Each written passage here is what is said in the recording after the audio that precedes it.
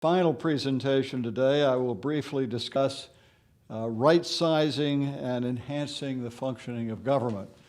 So let me introduce myself again for the video. I am John Norton Moore, a former U.S. ambassador, former deputy special representative of the President of the United States. Americans should start each day thankful for the genius of James Madison and the other founders of this great nation, which brilliantly structured our government around checks and balances. But America does have governance problems. The most serious is controlling fiscal irresponsibility. As the Nobel Prize-winning economist James Buchanan wrote in a paper presented in October 2005 in my seminar on the rule of law, quote, "Fiscal irresponsibility stares us in the face and cries out for correction," end quote. Writing a decade ago, Buchanan understood with great clarity that the nation was embarked on a massive increase in spending. Professor Buchanan also saw clearly that one of the paths to such spending was to focus the taxes necessary to pay for even a portion of this spending tsunami on a narrower and narrower base of the electorate. Doing so would postpone or prevent altogether the otherwise inevitable tax revolt.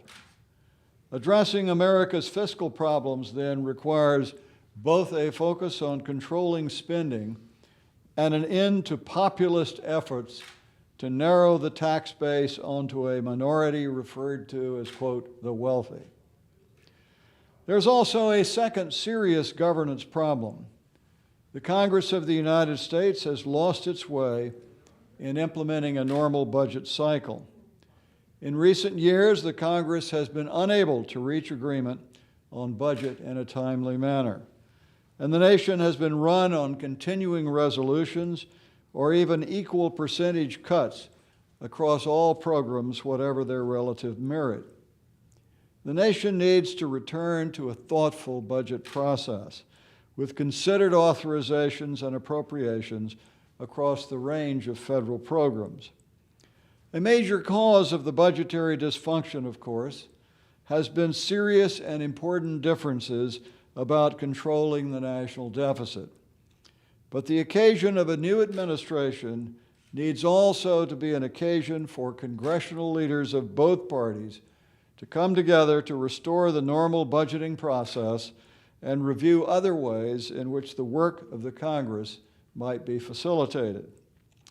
The nation should not be threatened with government shutdowns or credit downgrades because of a congressional or presidential inability to reach agreement on the budget. Nor does the gimmick of a vote on the debt ceiling make sense after the Congress has already spent the money and borrowed to pay for it. As one more issue worthy of review by the presidential candidates, the candidate ultimately elected will need to staff their administration. Getting the right team, and surely that means nothing less than the A-team, will be difficult. Increasingly, we have adopted so many disclosure and pre-clearance laws that it is harder to get the A-team to agree to serve, and even after agreeing, the clearance and Senate approval processes take too long. The result has been a huge delay in getting an administration up and running. This problem will be a problem whoever wins the presidency. Further, addressing the problem after the election is too late, as most of these requirements are embedded in legislation. Of course, we must protect the government against unfit nominations, and we must maintain clean and good government. These are critically important goals. But surely we can simplify the current morass of appointment laws and hopefully find more flexible solutions to problems preventing the nation's best from accepting appointment. Now let's turn to a broader question of right-sizing government. How do we make decisions as to the right size of government? For too long, we have debated the proper size of government along a left-right spectrum tracing back to the French Revolution. But we have much better understanding of government today, in part based on a fuller understanding as to the functioning of markets as well as the functioning of government. That is, the strengths and limitations of each. Economic theory, particularly welfare economics, tells us a great deal about the strengths and weaknesses of markets. And government failure theory tells us a great deal about the strengths and weaknesses of government. Many of the answers then about right-sizing government are simply to be found at the intersection of these important fields of knowledge. I will seek to clarify that intersection by first examining the strengths and weaknesses of markets. Second, I will provide a beginning analysis of government functions in relation to market needs and market failure. Third, I will review some of the mechanisms causing government failure. And finally, I will develop a theoretical analysis of categories of government failure. Avoidance by government of those categories of government failure will then point the way to a right-sized government. Caution is in order, however, in not assuming that this analysis generates mechanical cookie-cutter answers for the profoundly difficult issues in right-sizing government. There is a popular conception that markets are about greed and government about the greatest good for the greatest number. But this popular conception is a myth for both markets and government. Both have strengths and weaknesses and an important role to play, and both need checks where they fail. The magic is in understanding the strengths and weaknesses of each and in implementing appropriate checks on both. Let's turn first to the strengths and weaknesses of markets. Properly functioning markets or informed free exchanges have some remarkable qualities. First, a transaction would not take place unless those on both sides of the transaction believe that they will be better off from the transaction based upon their own value choices. So the transaction is a win-win for both parties, as well as a win for both as assessed by their own values, not the values of some other party. These remarkable starting qualities of markets are not accurately described as greed. Second, markets have low transaction costs. That is, low cost associated with a simple exchange or transaction. Finally, markets and society as a whole are remarkably contextual. That is, taking place daily with millions and millions of transactions, and as such characteristically have reasonably good information available to the participants. Markets, however, have their needs and problems. First, we need government to create stable property rights, contracts, and a host of laws to enable efficient exchange, prevent theft and crime, and maintain macroeconomic stability. Second, markets can generate market failure where a transaction imposes cost on non-parties to a transaction or the society as a whole. This is the classic negative externality. An example would be generating environmental cost when a factory making widgets pollutes the water or the atmosphere in its manufacturing process. There can also be a reverse market problem of positive externalities when markets will not produce enough because the stream of benefits cannot be fully captured in exchange. This is why we create intellectual property and why government has a role in funding basic research in health and science. There can also be settings in which information is lacking for one of the participants in ways which distort efficient functioning. Finally, there are a host of functional areas where markets will not function optimally alone. These include insurance failure, monopoly, public goods, and a critical problem for any caring democracy, an appropriate safety net for those in society who, because of illness, injury, or otherwise, are not able to work. Let's turn, secondly, to the government functions related to proper functioning of markets. In many respects, understanding the needs and problems of markets leads to an understanding of government functions needed for a proper functioning of markets, as well as government functions needed to meet societal requirements in areas where markets simply will not function efficiently. These include a legal system providing stable expectations for exchange and human creativity, a legal system preventing theft and fraud, a legal system regulating monopolies and dealing efficiently with insurance failure and public goods. This includes providing public education, insurance regulation, and national defense and security. Providing macroeconomic stability, controlling negative externalities. This includes protection of the environment and public safety. Serving unmet needs in settings of positive externalities, such as funding for basic research in science and health. Providing and protecting the truthfulness of information where needed, and meeting a wide range of safety net issues for the ill, the unemployed, and other disadvantaged members of society. The bottom line is that the anarchists who believed government was unnecessary were, of course, badly wrong. A properly functioning market economy needs a properly functioning government, whether to meet market needs for stable expectations or to deal with areas of market failure. Thirdly, let's turn to mechanisms causing government failure.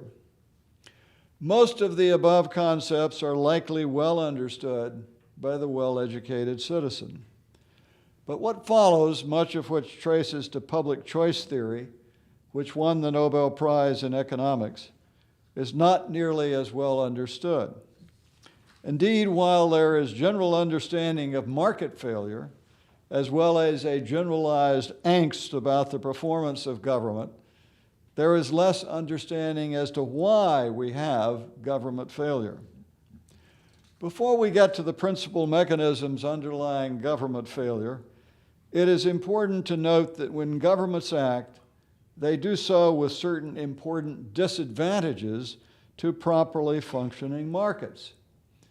First, government actions are not win-win, but instead, even when good, will simply generate greater aggregate costs than benefits. This means certain groups will likely be negatively affected, and that the values advanced through the government action will be some governmental value choice, not necessarily that of the individuals affected. Second, government action is not characterized by low transaction cost. When government acts, it must engage in collective lawmaking, publicize the laws, and then enforce violations. Finally, government does not act with the same contextual information as markets. Rather, government may operate on a 5-year plan or some overall decision process far removed from the myriad of instances affected in day-to-day life. These inherent limitations on government action mean that where markets work, it is markets that should be the choice rather than government. Markets, however, require government action to provide stable expectations in exchange and to deal with areas of market failure as discussed above. To complicate matters, government action, like market action, is subject to failure for many reasons we understand generally today. It is not enough then to simply understand that an area requires government action. Rather, we need to engage in the needed government action while seeking to structure it to lessen the causes of government failure. The principal causes underlying government failure in a democracy include rational ignorance. That is, government carries out thousands of decisions each day, It simply is not rational for each of us to pay attention to all of these, as doing so would leave no time to live our lives. As such, interest groups form which selectively pay attention to individual issues. Government then tends to respond to the demands of these interest groups as though they represented the entire electorate. Moreover, these special interest groups, benefiting from government actions and expenditures, have more incentive to organize than the marginally affected taxpayer. This inevitably leads to government support of special interest. Electoral preferences. Elected officials will understandably tend to support the preferences of those who they believe might vote for them. This means that costs may be more likely to be imposed on minority groups, whether ethnic, economic, or other, unborn generations and those not of voting age through deficit spending, and other groups not actively involved in the electoral process. Concealing the cost of government programs, thus discouraging real cost-benefit discipline in the minds of the electorate. For example, federal unfunded mandates imposing costs on the states, or imposing costs off budget through regulation of the private sector. The time horizon problem. Since benefits generate political support and costs reduce that support, government officials may seek to reap the benefits of public actions prior to the next election, but postpone the cost as long as possible, and certainly until after the next election. Supply by government agency. Each agency and its bureaucracy believes that its program is the most important, and thus each will likely fight for a larger slice of the pie. But whether executive or congressional, the resulting bureaucratic fight for turf may distort a more efficient overall allocation. Overly risk-averse behavior. Government officials understand that taking an action may be personally riskier than not taking action. This is a classic problem in drug approval. An official responsible for approving a disastrous drug like thalidomide is gone. Fewer notice a non-approval for a new drug which might have been an effective cure.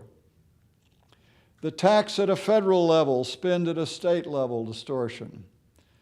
Federal taxes are imposed on the citizens of all the states, but the political representatives of each state, whether from Alaska or West Virginia, want to get back in federal expenditures for their state at least what the citizens of the state paid to the federal government.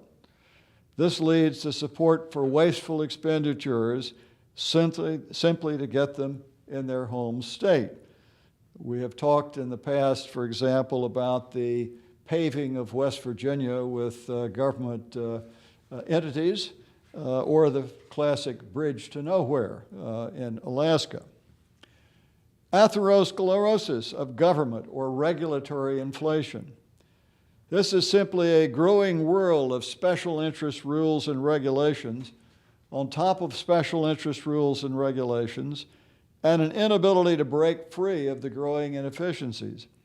In turn, rule upon rule leads to regulations unknown to the average citizen and undermines the rule of law itself. Limited legal accountability. Typically, a breach of obligation in markets is subject to legal recourse, but there is only limited ability to bring legal recourse against government failings. And corpulent government. This is when government gets so large that its actions, taxes, and/or debts inhibit economic growth. There is considerable evidence, for example, that when the national debt of a country exceeds 90% of its gross domestic product, as is currently the case in America, growth will be significantly affected. Japan and Greece provide all too concerning examples. Similarly, it is even clearer that an excessive regulatory or tax burden will reduce growth. Indeed, the current high debt, tax, and regulatory burdens in America may well be a major cause of our anemic new normal growth rate. Finally, let's look at categories of government failure. Taken together, the above observation lead to the following categorizations of government failure. Again, this is not some mechanical slot machine for right-sizing government, but rather a useful checklist for asking questions about a particular government program. The principal categories of government failure are: government fails to act in a setting of market failure. The pre-1970s failure to address environmental problems caused by market externalities provide an example. A continuing example is the failure of government to more robustly fund basic biological and healthcare research, a classic positive externality in market failure. Research which could potentially lead to a cure or dramatic reduction in disease burdens, saving much more than the cost of the research and reducing or ending the pain and disabilities of millions of Americans. Government acts where markets work better. If there is no reason why an activity cannot be carried out privately without market failure, it is likely that government running of the activity will be more costly.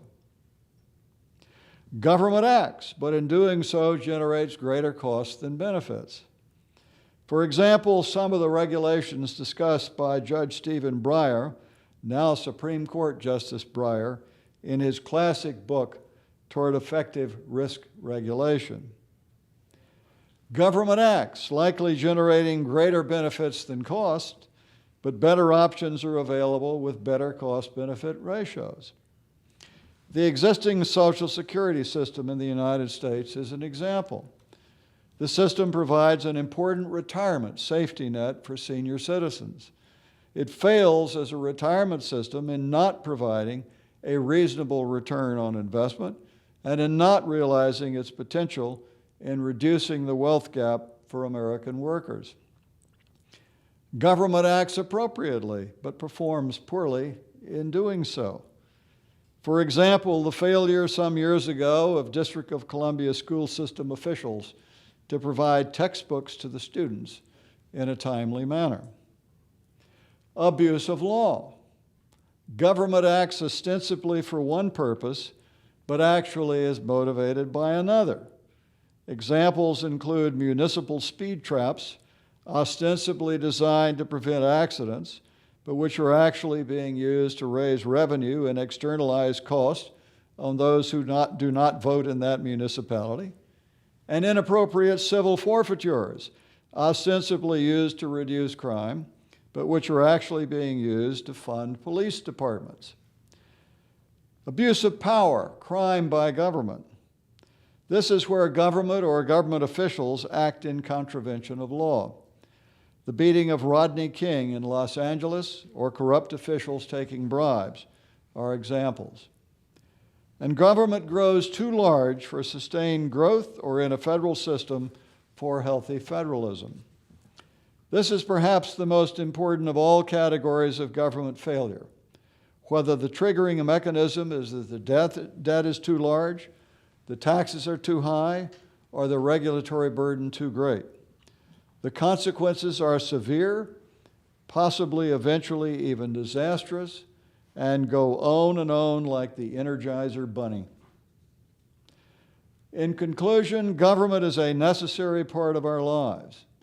But when government gets too profligate, as we are witnessing in the unfolding tragedy of Greece, it literally destroys the lives and hopes of its people. Short of the Greek level of collapse, government failure imposes unnecessary costs on all of us. Today, we know something of the causes of government failure. As such, it is the responsibility of our national leaders to work to reduce that failure. There is no magic here. Differences over appropriate safety nets and how we assess costs and benefits will remain large.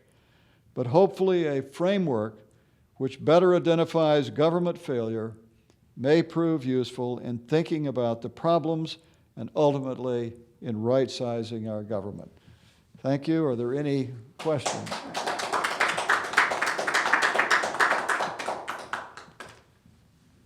If there are no questions, then I will turn to the conclusion of today.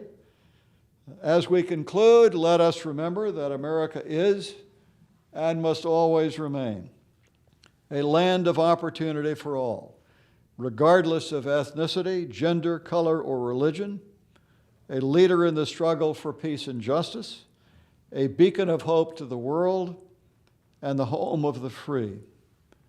We must never forget that America's true greatness lies not in its wonderful spacious skies, amber waves of grain, and purple mountain majesties, but in its national values and its unquenchable spirit. Thank you for coming.